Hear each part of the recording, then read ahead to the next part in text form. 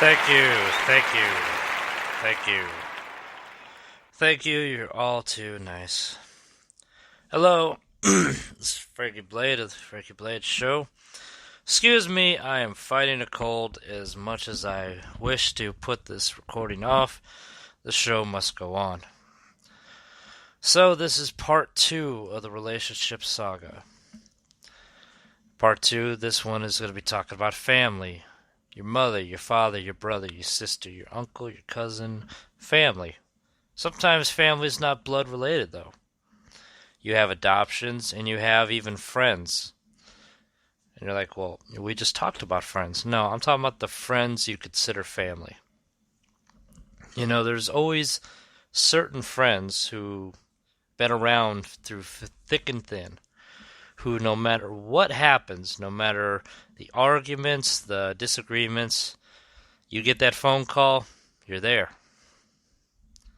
But then again, if you're always there, are you being, I don't know, taken advantage of? That's what most of this focuses on, people being taken advantage of. Alright, well, the difference between family and your friends and a relationship is, if it is your blood family, well, you're kind of stuck with that until you pass on or they pass on. I know that sounds very morbid, but what I'm trying to say is, it's your family. Blood is supposed to be thicker than all the bullshit. You know, if your mom and dad did a good job, you should turn out to be an okay individual.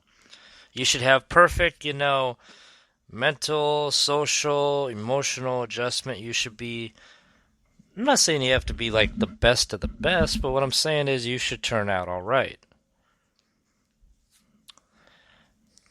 Now, there are things that could really mess up a family.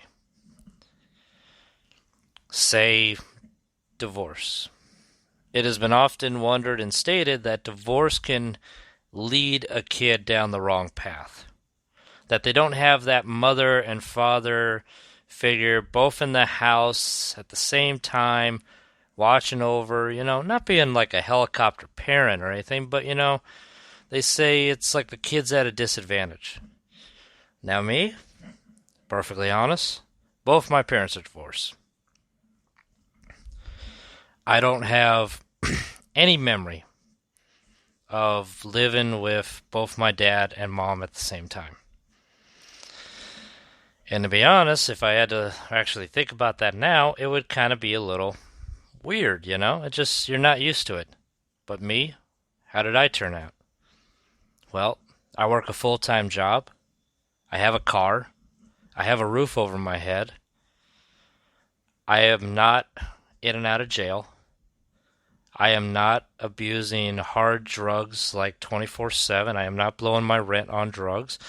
I don't do drugs, period, pretty much. If you want to count, alcohol, yes, I do have the occasional drink. But what I'm trying to say is, I don't see myself as a person who's been affected by divorce. Now, there are some kids who take it, the wrong way. But then again, is it really the divorce or is it the parent? Family could greatly influence us. What I mean by that is your family should always have your best interest at heart. Now my dad has always, loved me, always did everything right for me. But when it comes down to decisions, me being a grown adult now, they're mine. Some people don't get that. Some people are controlled and even manipulated by their parents well beyond the age of, consent, being an adult, you could move out, all that. What I mean by that is you will always listen to your family a little bit more than your friends. You can end up hating your family.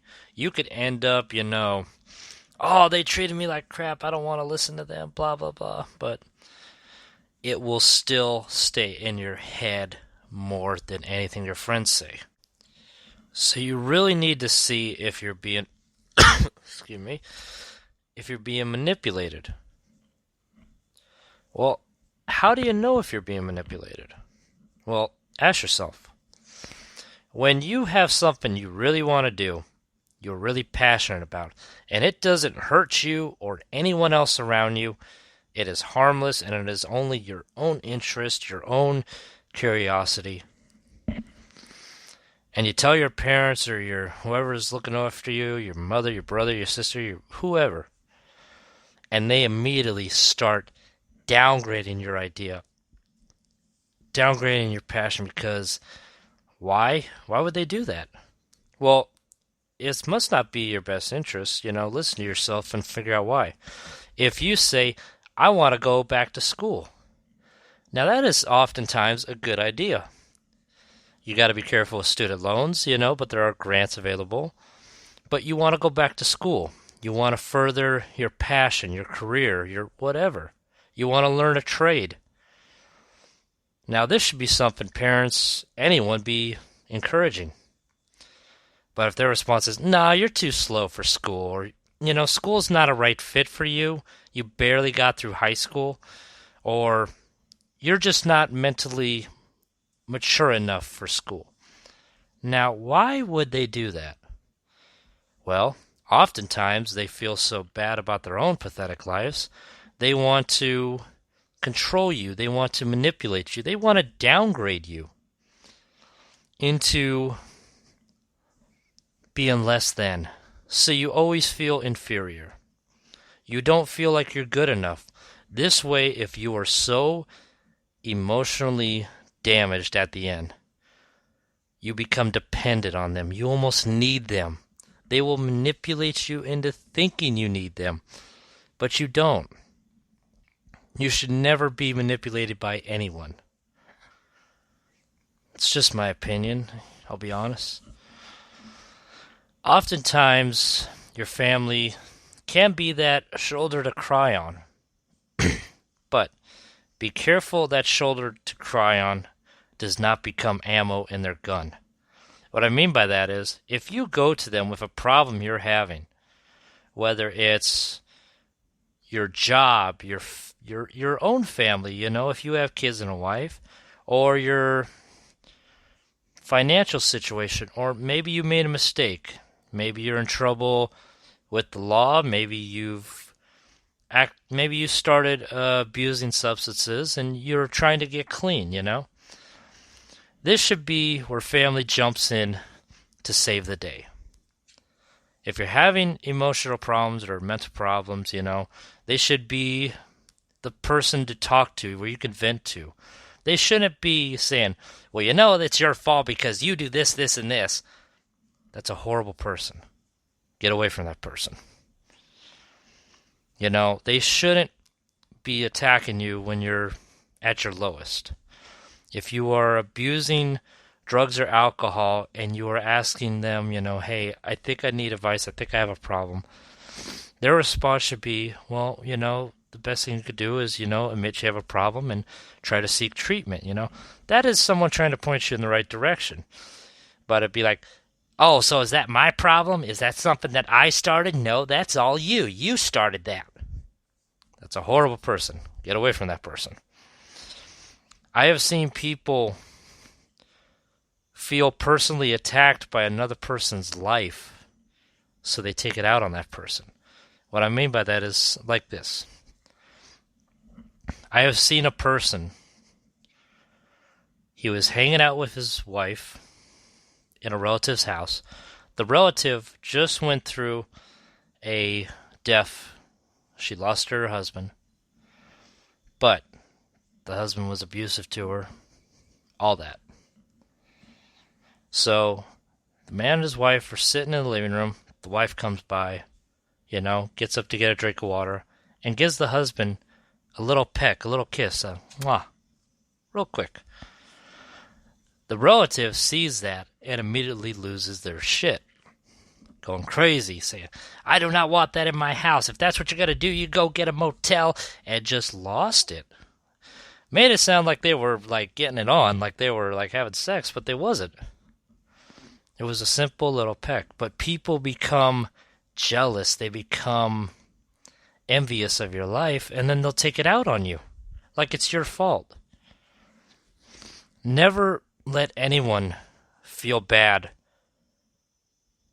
Oh, excuse me. Never let anyone make you feel bad for your happiness.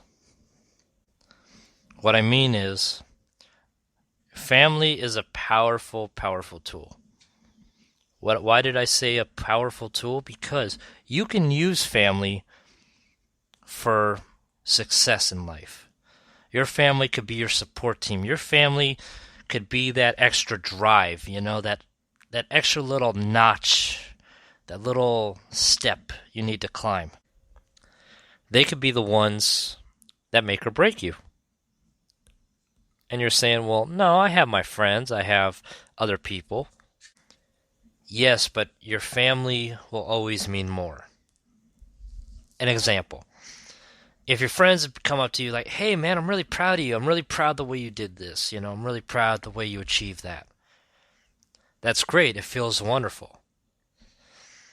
But if you have a bad relationship or a good relationship, it doesn't matter with your mom or dad, to have them tell you they're proud of you, that I'm proud of you, son, for doing this, this, and this. It will mean more. It will stick with you a little longer. The only thing that comes second to family is a relationship, a loving relationship, when you have a spouse or a partner, lover, boyfriend, whatever, and they appreciate and admire your hard work in their life.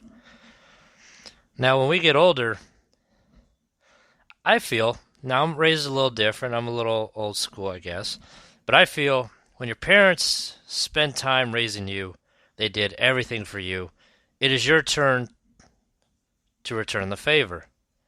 What I mean is, if you know your mom and dad need help, you help them out. Me, that's just the way I do. Now, I'm not saying you have to do that, but your family make you who you are. Your earliest, moral compass, as you will, starts with family. If your family tells you, oh, it's okay to cheat, just don't get caught, you're going to be cheating.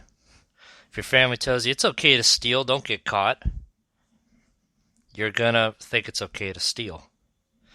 If your family, tells you, don't take anyone's stuff, from them, don't take anyone's crap, you fight, you always got to fight, throw the punch first, strike hard, strike fast, no mercy, sir, that kind of crap.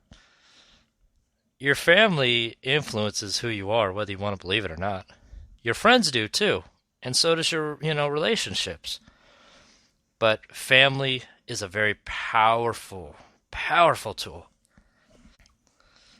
But be careful when using tools. Whether you're, any case. What happens when you use a tool? You want to use that tool to achieve something.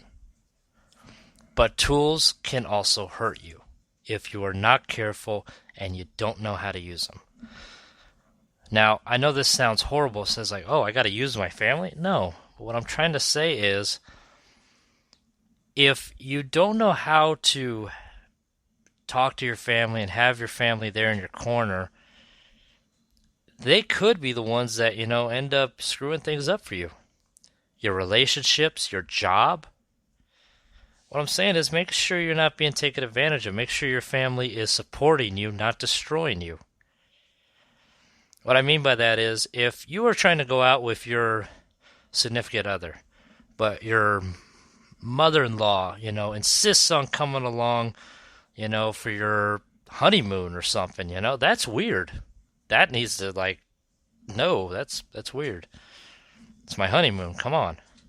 I'm not saying you can't bring your family out for, dinner gatherings or dates, bring mom and dad, so it's a whole family thing, especially when you're married. When you're married, it's always good to build a big family. But if your man or woman tells you, I just want to date, just us two, don't bring